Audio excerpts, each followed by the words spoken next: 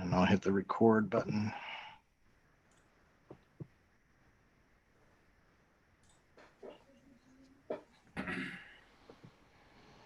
All right, so we are now live on YouTube and we are recording, and we'll do, do you want to do a quick roll call for the record since we'll have it recorded for all the boards, and we'll call ourselves to order.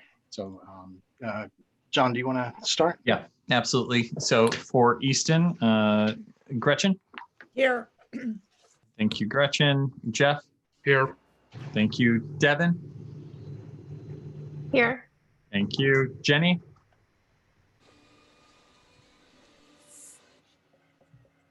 Jenny may be trying to unmute.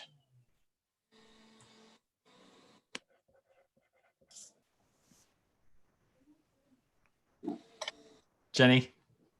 Yes. We're good? Yep, good. Thank you. And I'm here. I know that Randy won't be in attendance tonight. He had a conflict. So that's it for Easton. We'll call the special meeting of the Reading Board of Education to order at 7:04 p.m. on September 30th. Heather? I'm here. Colleen? Here. Mike? Here. Mike? John? Riley? Here. Steph? Here. Can you hear me, Chris? In a manner of speaking. Chris Hocker? Yes. Okay. We're all present. All right, and for Region 9, I'll go down the roll as well. Cheryl? Here. Gwen? Here. Mary Lee? Here. Maureen? Here. Mike? All right. Karen? Here. Juliet? Here. And Todd. So we have 7 of 8 members present, and we're called to order at 7:05 as well. Okay. So our first item of business on the agenda for the Joint Board of Education. Todd, sorry, just a formality. I didn't actually call us to order because I was choking. Oh, sorry. Easton call to order at 7:05. Thank you. Great. Thank you. And then again, just for the record, we are streaming live on the YouTube channel for Region 9 YouTube, and we're recording to the Zoom cloud. So we'll go to the second item of business on the agenda, which is public comment. We do have quite a few members of the public on right now. So I will just make a couple comments here before we open it up for public comment. One, just for procedural, this is a special meeting, so board members cannot add any other items onto the agenda. We have one specific item on the agenda to talk about modifications to the 2021 school calendar. So that'll be the only item that we'll be talking about this evening. And also the public comment is just that, it's comments from the public. It's not a Q&A. So board members, again, are prohibited from responding and have a question and answer back and forth with members of the public. So just to get that out there before we started. And if you do, if you would like to speak from the public, we ask you keep your comments to about 2 minutes. And you introduce yourself, name and town first. And if you can wave your hand if you've got your video on so we can see you, or raise the hand symbol. It doesn't look like we have anybody on the mobile phone, so we don't have to worry about *6 or *9 there. So we'll go ahead and open it up, and if board members can help me look for anyone. If you raise your hand or wave, we will call on you and unmute you so you can speak.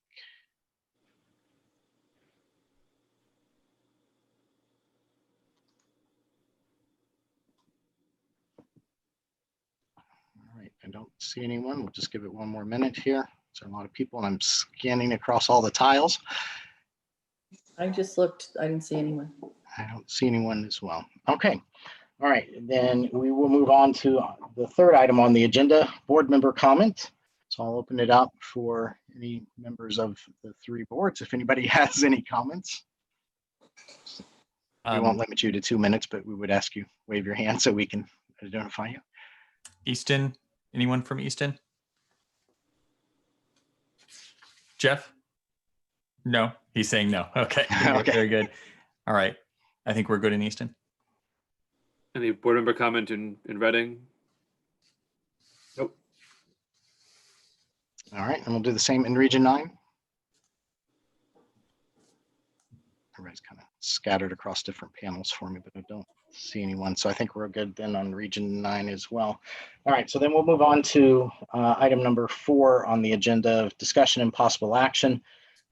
Item A, potential modifications to the 2020-2021 school calendar for early dismissals.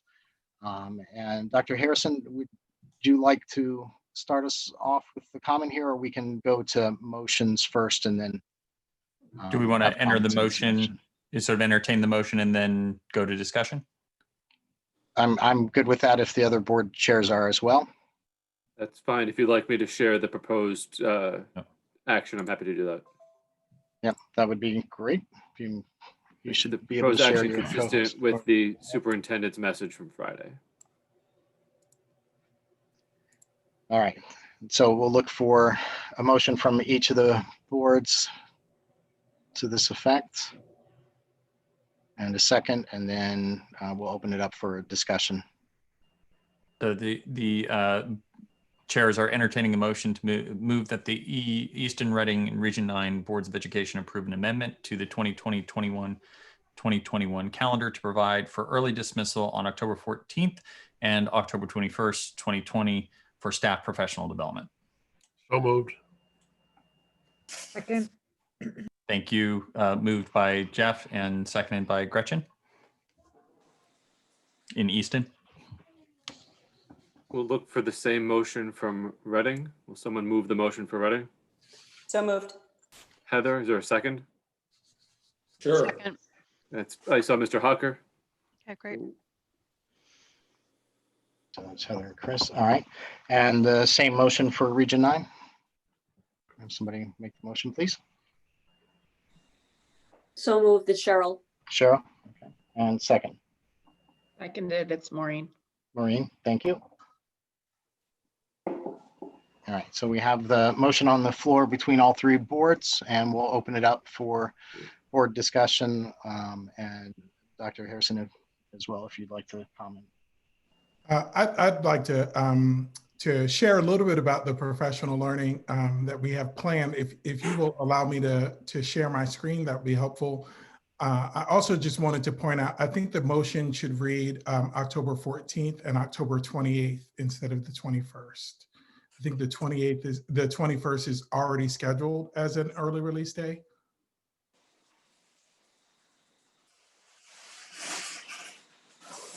Yeah, I think that's right. That's I think, correct. yeah, the 7th and the That's a script 21st reserve. are already, it was the 14th and the 28th. You're right. The 14th and 28th. Yep. All right, so we'll need Why to don't make, we amendments. quickly go around? Amend. If Jeff can withdraw his motion and rephrase it Withdrawn. Good.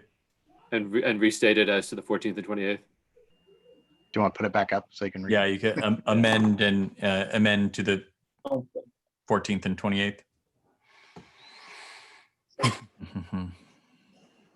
There we go. It was already fixed.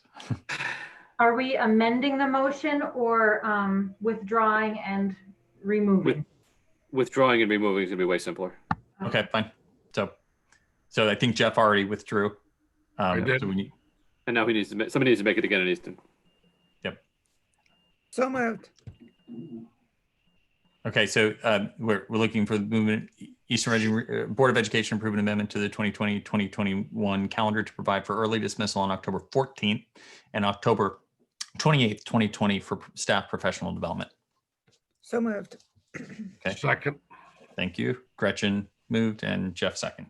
And in Reading, Heather, will you withdraw your prior motion? I withdraw my prior motion and I move that what is there on the screen. Do I need to say it? Substituting this motion. Yes.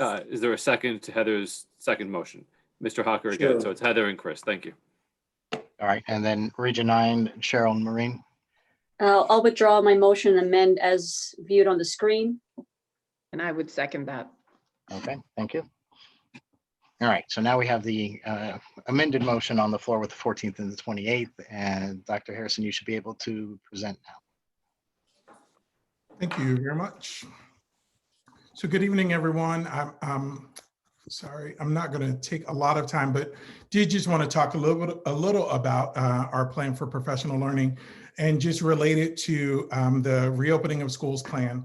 And so you'll remember back in April, in August, we were doing a lot of work around planning for reopening and really a focus on all of these areas outside of the circle. Tonight, I just want to zoom in on one area, just focusing on professional learning.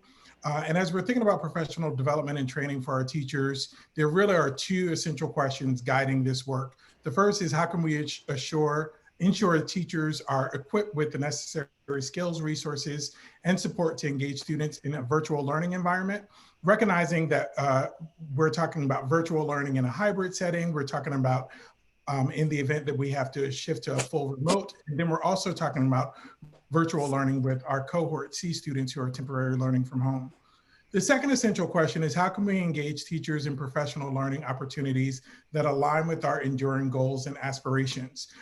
It's tough for us right now to think about this because we're so in the thick of COVID, but I believe that there will be one day, hopefully soon, where we are not consumed with being in a pandemic. And we want to make sure that we're investing time and energy in our teachers with skills and learning that will carry them into the future to meet our overall enduring goals and aspirations. Just as a reminder of what those goals are, we have those three areas around academic excellence, building a caring community, and cultivating future-ready learners. This focus around technology integration is really highlighting our focus on future-ready learners. All students will be ready to continue their lifelong education, establish a career path of their own desire, adapt to change, possess social skills, and act as informed citizens. And that future-ready piece, we all know as adults, and are finding this more and more on a daily basis, the importance of technology integration in that learning and preparing students for the future. So really with this, we're looking at using these additional Wednesdays and then therefore all 4 Wednesdays in the month of October for a technology integration academy. So the initial piece is technical improvements. What decisions can we make now that should be in place for all schools to provide consistent implementation? We've heard a lot of feedback that teachers are working really hard with our students, but we also have heard that some of the challenges related to consistency from classroom to classroom or school to school and grade level to grade level. And so we'll be working with our staff on some of those technical improvements, things that really can just be tightened very simply. The next piece is really looking at skill sets. So skill building, what skill set needs to be in every teacher's toolbox in order to run their classes and their courses now, but also thinking about that as we're looking towards the future. And then the final piece is really looking at authentic learning. What learning goals do we hope to achieve through technology integration long term? And so not just, again, thinking about how do we survive this pandemic, but what are the pieces that will last beyond that. We are lucky to have some willing participants of our teachers who are actively engaged in this work. So we have our technology advisory committee, which really is the representation of the IT folks across the district, people with a lot of those technical skills that could help us with some of those technical improvements, and then also laying a foundation and working with our folks around skill building. The last piece, we also have our Stay Open, Stay Engaged committee. And that has several of our teacher leaders as part of that, really thinking about how do we incorporate this learning time into the bigger picture of where we're headed with a focus on personalized learning and on student-centered learning in general.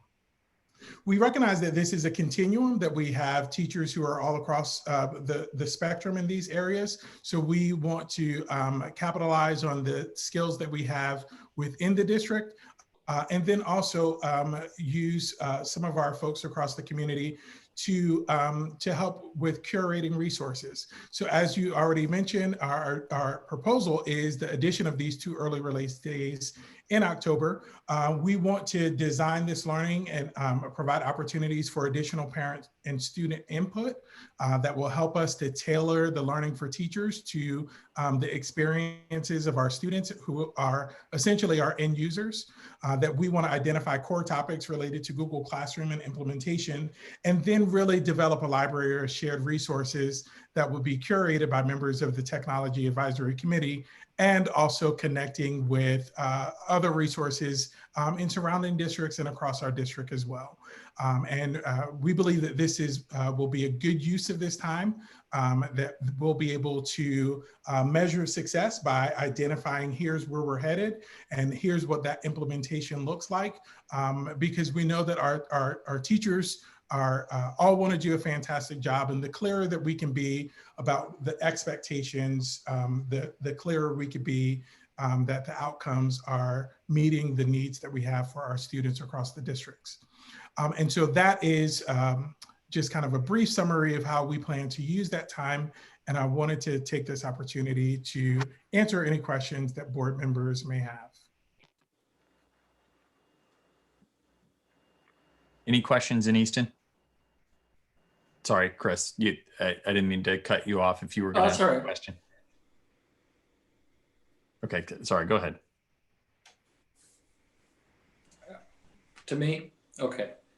Just some basic questions, Dr. Harrison. That should be pretty, straightforward. For the professional development, are you expecting to conduct this entirely with in-house resources, or are you going outside for specialists in this kind of professional development? No, we'll be using in-house resources, and what we know is that some of those in-house resources are we have folks who within our district at the school level and also at the district level who share resources with colleagues around the state. So even with those in-house resources, by not bringing someone in, it still gives us the opportunity to utilize strategies that we know are working in other places and tailoring it to our districts. Okay, so that suggests the answer to my second question, which is, will there be any significant impact on budgets or cost allocation? No, that's sir. worth talking about. Okay. No. And then the third question is really for the benefit of the public, because it's kind of a natural question. Will this have any impact on the overall schedule? In other words, does this anticipate adding days at the end of the, that kind of thing, or is it all sort of within the hate to say bubble, but the structure already set in the calendar? Correct. So this would not cause us to add any additional days to the year for students or for staff, and it's really just about shifting how we're using the time that teachers are on site. Perfect. Thank you. I was looking down, writing notes, and I think maybe there was a head shake, but what was the answer to, is there a budget impact, Colleen? Sorry, there is not a budget impact. Thank you. Sorry, I missed that. Okay. All right, Following on from Chris, any other questions or comments on the Reading side?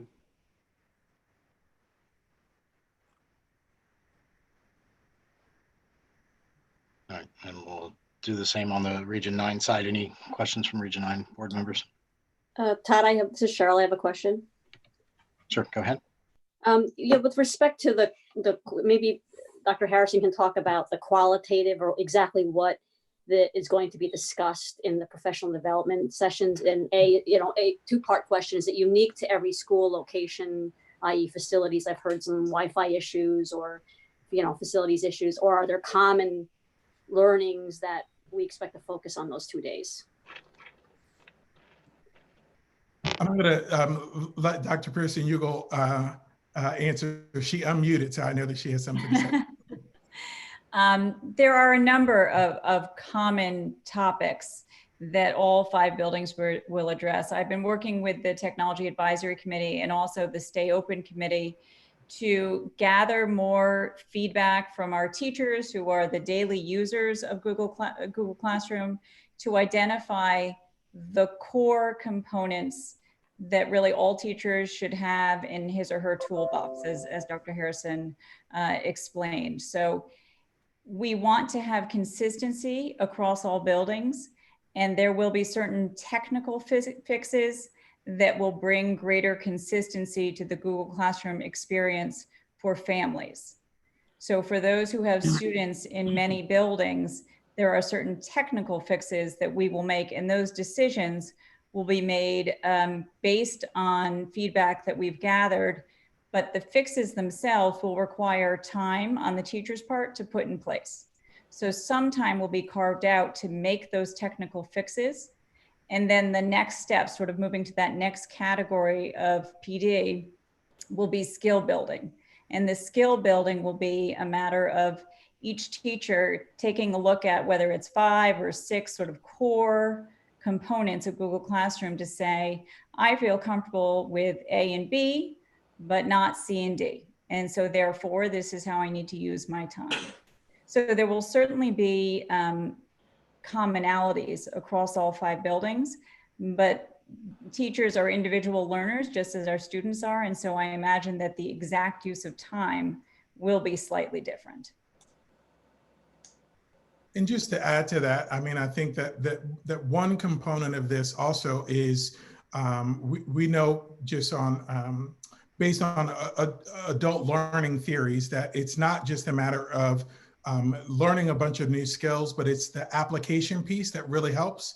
And so we naturally will have opportunities for teachers to work collaboratively with planning. And so one of the things that we consistently hear from teachers is planning takes a lot of time, and particularly planning within this model of having students learning at home while also learning in person. It's utilizing some new skills. And so to be able to have some of that time to apply the skills that they're learning as they're planning collaboratively, I think that's a key piece to that as well. If I may just have a follow-up question to that.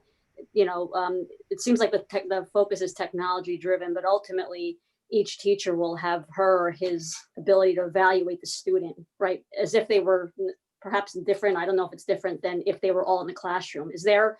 It might be too early to say, but are there any immediate adjustments that you can see that's happening? In other words, if student A is better at this subject, does the delivery mechanism affect the teacher's ability to measure effectiveness for that student?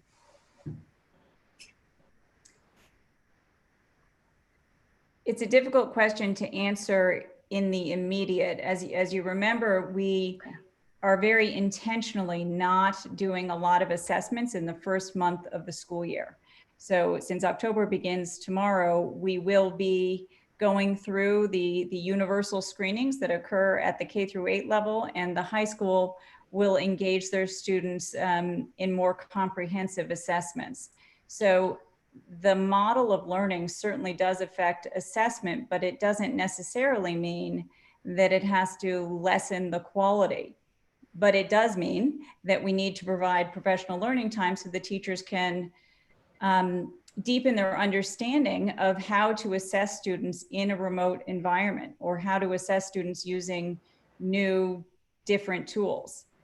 And all of that requires time and collaboration. I think for this evening's meeting, we're really focusing on the use of time in October, which I think is sort of bringing us up to a more common baseline. And then that third component, which has more to do with innovation and authentic learning, which are not new topics for us, that's the sustained work that we've been so committed to for many years. And that will continue, but it's difficult to get to that point until we can kind of bring everyone up to a certain common benchmark. Okay, thank you. If that makes sense. Yeah, that makes a lot of sense. Thanks. Can you help clarify with respect to the PD schedule over the month of October? If the proposal is adopted, we'd be talking about 4 consecutive Wednesdays of early dismissal. Is that all contemplated as part of the Tech Integration Academy, or just the 2 new days? I believe we're thinking about all 4 days. Correct. All right, I think Mike, Region 9, you had your hand up. Are we still doing us, or we're doing free for all? Region 9, go ahead, Mike. Okay. So Thank you for recognizing me. So what I have a few questions. First, there's been talk now of this Technology Advisory Committee, something that I have not heard a lot about. I would like to kind of better understand who is on the Technology Advisory Committee and what their mission is, you know, what they're tasked with, because I think that would be very helpful for board members. Also, I know we like to talk in general terms and you know, broad aspirational educational initiatives, which of course has great value. But I wonder if we could kind of boil it down a little bit for me. We've had many PD days so far. We added one to the beginning of the school year. We've had many Wednesdays so far. And so the question is, these extra 2 Wednesdays that we're requesting are needed to accomplish the work that we have already begun.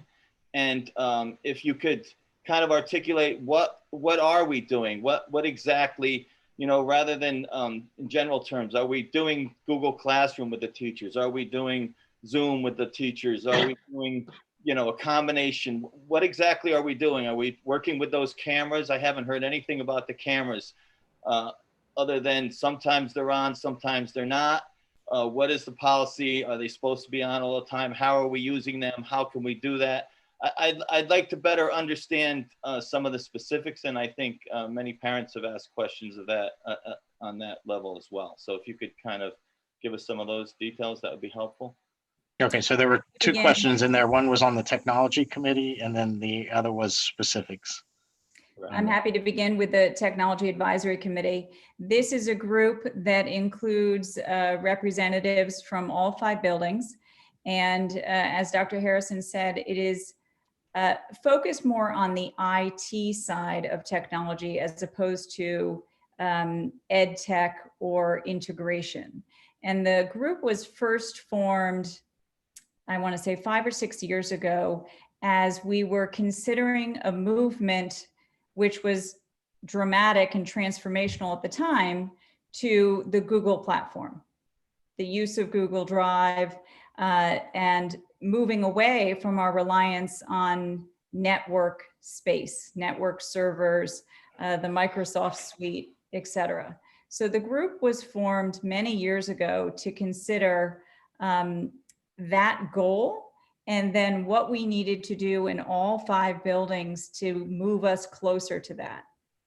The group then began to take on some of the larger tech-related issues that are connected to security, our use of different filtering tools, our use of different grant sources to fund technology purchases, sometimes having to do with bandwidth, sometimes having to do with secure experiences for students. But again, focus more on the tech administration, tech management than planning PD. So the Google move had a technical aspect to it. Planning the PD part of that work several years ago was then done by educators.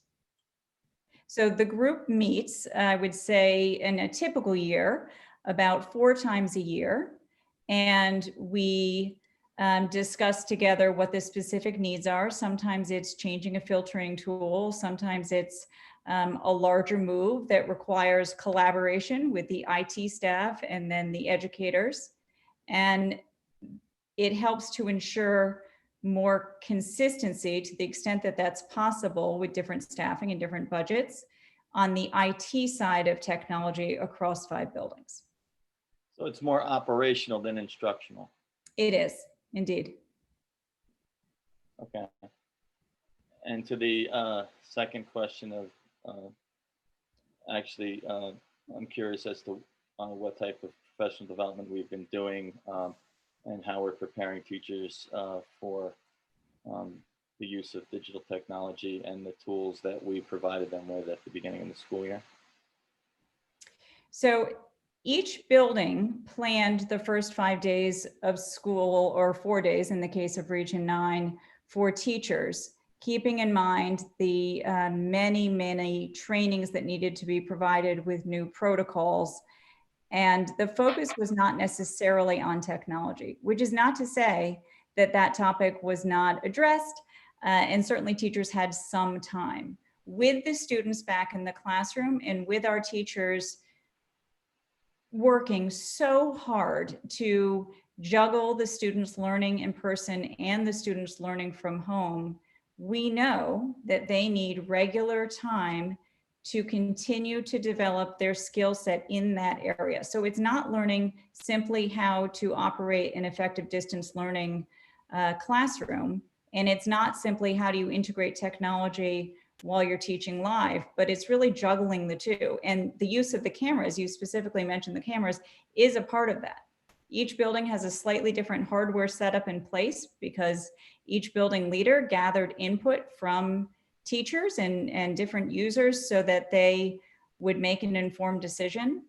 And so the time is really spent to figure out the skill set of just handling that technology, and then also what are the many educational resources, whether it's an application or I'll use the example of Screencastify or Flipgrid, which are no longer new to our teachers, but they're two examples of new tools. The focus in this month will primarily be on Google Classroom, of building a more consistent Google Classroom experience. And that is not something that has necessarily been a clear, this is what must happen. And that's why the Stay Open Committee, now that we have our teachers back with us, are going to be giving more input regarding the core components that really need to be understood by all. And that will help us to develop greater consistency. Okay, I appreciate that. I'm still kind of searching for, so we're going to do Google Classroom for this month. What kind of initiatives have we been working on to this point to help us enhance our online capabilities if that need arises? I think if you're looking for a finer level of detail, I'm going to need to turn to our building principals to explain more specifically what topics have been addressed at each building. All of the buildings have had PD time devoted to technology, but the exact focus might vary slightly. Dr. Pearson, maybe I can ask the question a little bit differently. So when we're talking about use of Google Classroom this time, so an example would be like standardized naming within the building for subjects or homework assignments and things like that to make it easier for people to navigate. Is that an example of some of the things that will be happening in the That's PD? an example of a technical fix. So there are a list of things that go in the technical fix category, and common naming conventions is one of them. So I am in the process now of finding out how different they are in order so that we can just say, this is the one plan that we will follow. And then teachers will need a little bit of time to make the adjustment to rename classrooms. But that's probably the simplest fix that we have. The other topics include things such as using the tabs within Google Classroom in a more consistent manner so that assignments, projects, announcements, the placement of the video stream is found visually in the same place from classroom to classroom, and that there's just a common understanding of different terms, which it sounds very straightforward, but it isn't necessarily when you talk to individual teachers who are very well versed in their own content area, and there might be a certain understanding in a history class that's just a little bit different than a science class. And so that common definition and the common sort of visual placement of the Google Classroom tabs is one of the topics that will be addressed. Right, and just to finalize my thoughts, we're all aware of the immense pressure and the changes that teachers have had to make, you know, in these challenging times. I mean, we're all very, very much aware of that. And you know, for those who are listening, we all appreciate your efforts, and we all stand behind you. What I'm looking more at is making sure that we are providing them the tools that they need to be successful, not just the time that they need to be able to function, but the tools that they need to be able to be successful. And so, like I say, I'm trying to understand better how, you know, what our plan is.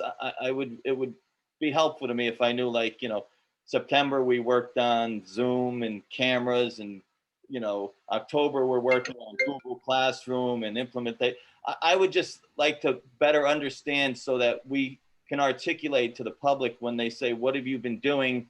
How are you addressing, you know, these challenging times and the different way of delivering education to our students, many of which are at home at least part of the week, or some of them all of the week. I just want to be able to articulate to them how we're providing that, you know, enhancement for our teachers, that training, so that they can be successful.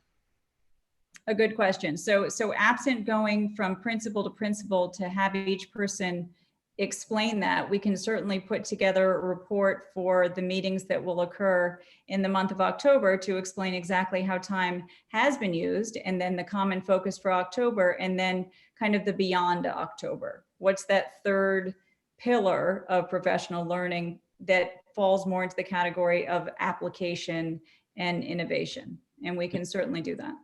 That would be helpful. Yeah, I think that would be helpful, and also the beyond piece would be helpful as well. If we have to come back next month in November, that we can say, yes, we safely did all these things in the month of October, and now we need some more time to do these other items.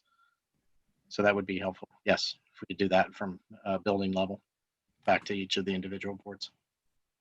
All right, other questions? I don't want Region 9 to dominate them. Karen, I guess one more Region 9 question. Go ahead, Karen.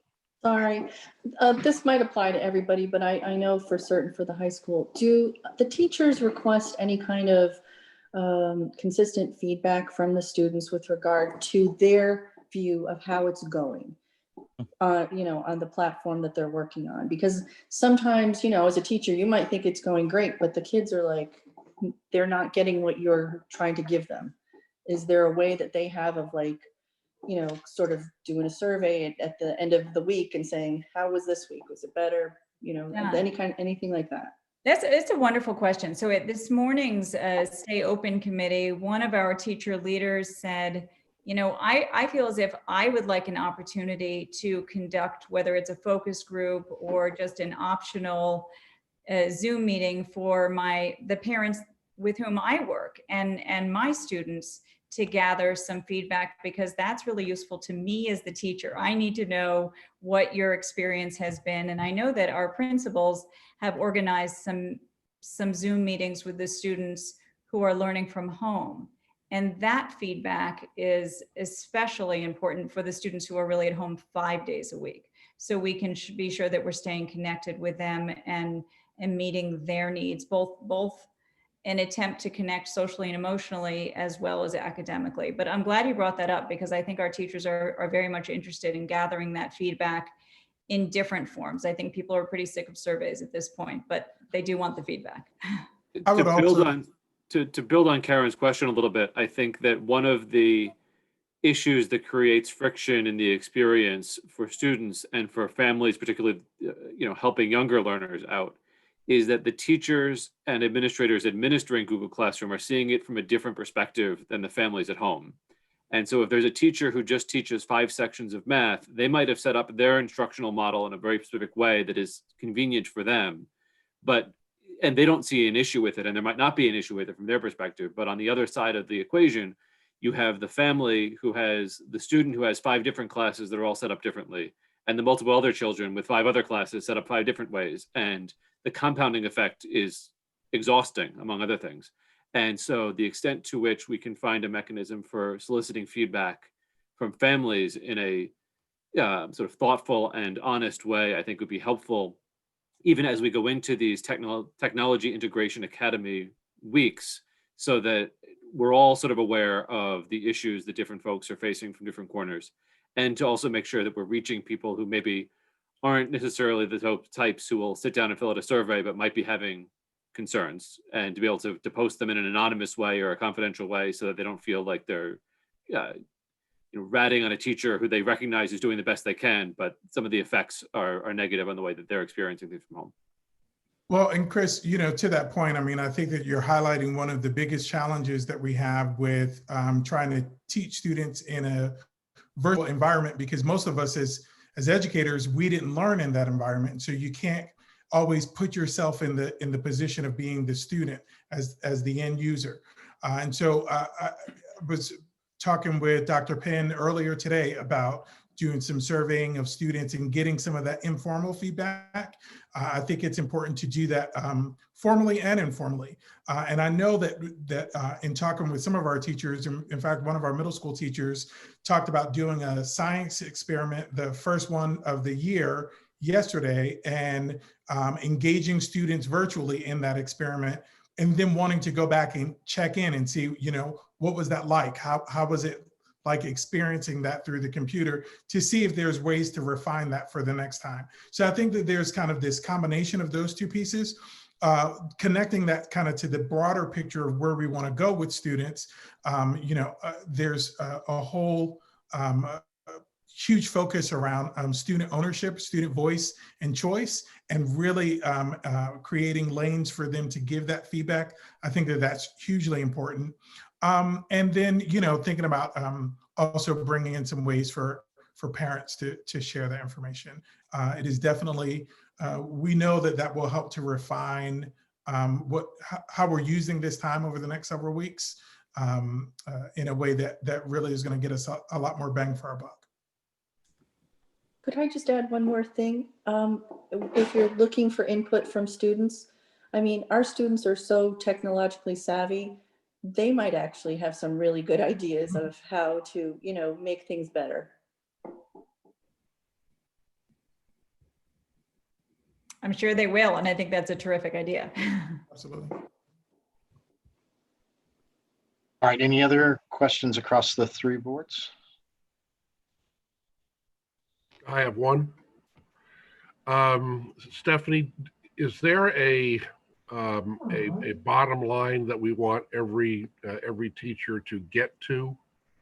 Is there, by the end of August, every teacher should be able to do 1, 2, 3, 4, 5, 6, and 7? Or is it looser than that? There will be, but I'm not prepared at this moment to say what that is, because I think I need to gather more feedback from the users to get a better sense of the common components that need to be in play every single day in order for us to engage students regardless of whether they're in person or learning from home. So I think with a better sense from the users of those components, and I have some of that information, we certainly have a start, then I think we can talk about minimum standard. And that was the conversation this morning.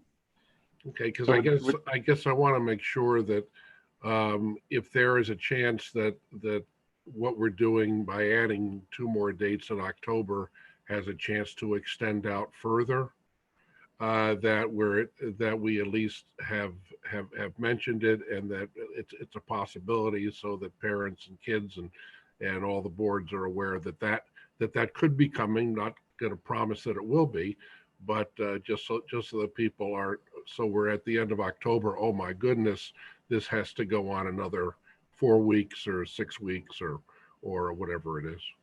Mm-hmm. Yeah, so perhaps you could bring that as part of the discussions back to the individual board meetings. Agreed. You're providing some more of the detail, maybe provide, at that point, you'll have enough about what the minimum standard is that we're trying to achieve in October with these additional days, and how we're going to measure that to see if we reached it. Right. I think that's the point, and that I think for the benefit of the teachers and obviously the students, there ought to be one standard maybe it's one standard for elementary and one for middle school and one for high school. I'm not suggesting that it all has to be one broad brush, but there should be standards that parents and students can count on in terms of what their teachers are bringing to the party every day. Agree. So Mary Jenny, Lee looks- before. Okay, so, how about Jenny, if you want to go, and then Mary Lee as well? So Jenny, I think you had your hand up. Mary Lee was before me, if she Oh, wants. okay, all right. Go ahead, Mary Lee, then. Oh, thanks, Jenny. I just have a question. We have some parents who are optimistic that we'll be back in full swing at some point, as numbers are low right now. And I'm just wondering if we can assure those parents that this time is productive time all around. Their kids, any kids who would be going back full time at some point in the near future, maybe, that this is not, wasted teacher time, that this is applicable beyond. Yeah, and I could speak to that. I mean, I think that one of the things that we're hearing from our teachers over and over is how precious instructional time is, particularly when you are trying to figure out new ways to use that time with students learning at home while students are sitting in front of you.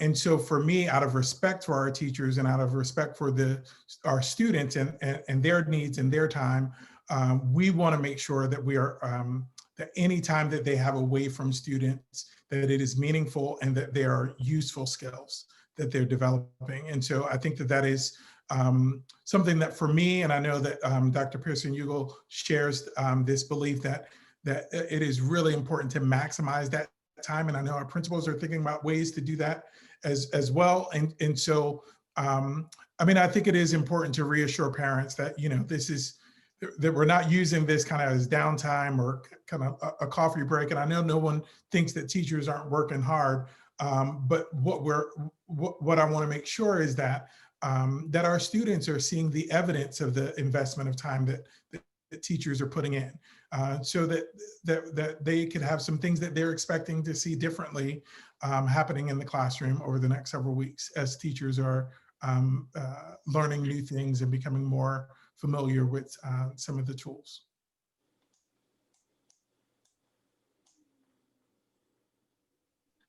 Jenny? Dr. Harrison, can I just follow up on Mary Lee's topic quickly? To the extent that these skills are being built on the technological side, is it the district's expectation that Google Classroom will be a learning management system that's in use, pandemic or no pandemic? So yes, and I'm gonna say a yes in parentheses because there's a lot of debate around the educational technology world around whether or not Google Classroom is a true learning management system and opposed to something like Blackboard or Canvas. So that said, yes, there is this, if we're investing all of this time and energy, there is the expectation that we'll continue to use these tools whether students are learning in person or at home as we go into the future. Jenny, do you still have a question or comment? Yeah, it's a comment. Everybody is asking really important questions about the specifics of the application of this time moving forward. But I think it really serves an important purpose in and of itself, just as a pause in the middle of the week right now. I would have been in support of, even perhaps a half a day or full day in the middle of the week. I am concerned about our faculty and the sustainability of the effort being put into multiple learning modes right now, especially since we've added a fourth group to that now with folks who are going to be allowed to continue in the hybrid model. So I just think there's such tremendous value in this time and on Wednesday afternoon. And I just want to be cautious that we don't put too many check marks attached to it and allow it to just be time for time's sake as well, and see the benefit in that our kids are going to get more out of our teachers having that time to just connect, to stop, to take stock, to ask questions, to seek resources, to connect with each other. to refuel for the rest of the week, because this is such a tremendously draining way of teaching right now. So just to kind of take it for what it's worth, is, that it's really, really, I think, an important time for them to connect and for us to support it for them.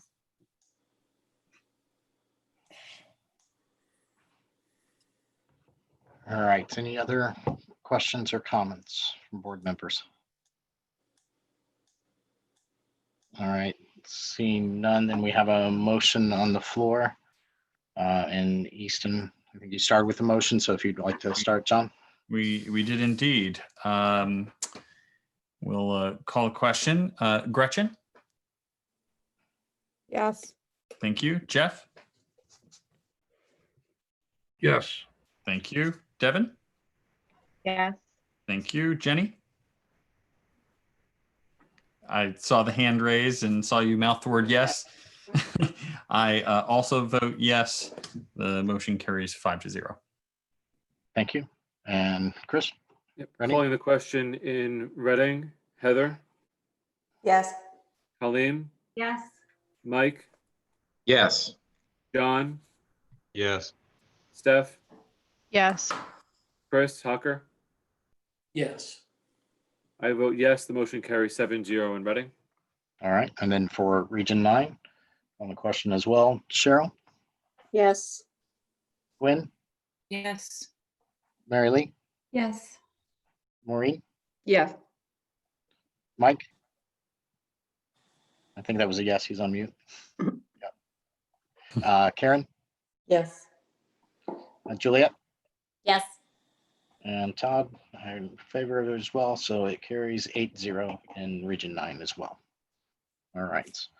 So that was the only item that we had on discussion and possible action for the evening. So our next item on the agenda is adjournment. And again, we'll go by each board to adjourn their individual boards. We'll start with East. Thank you.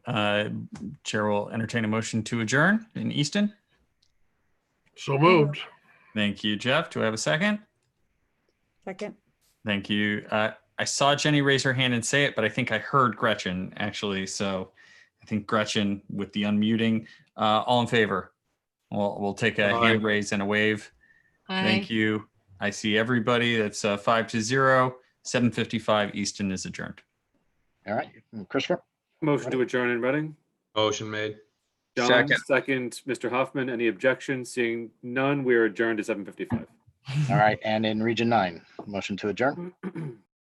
Motion to adjourn, All Karen. right, Karen, a second. Second, Cheryl. Cheryl, thank you. All right, all in favor? Aye, wave your Aye. hands. All right, we are adjourned for Region 9 at 7:55 p.m. All right, thank you, everyone. Thank Have a you, great night. members of the community Thanks. administration for attending. Good Thank night. you. Good night. Thank you. Good night.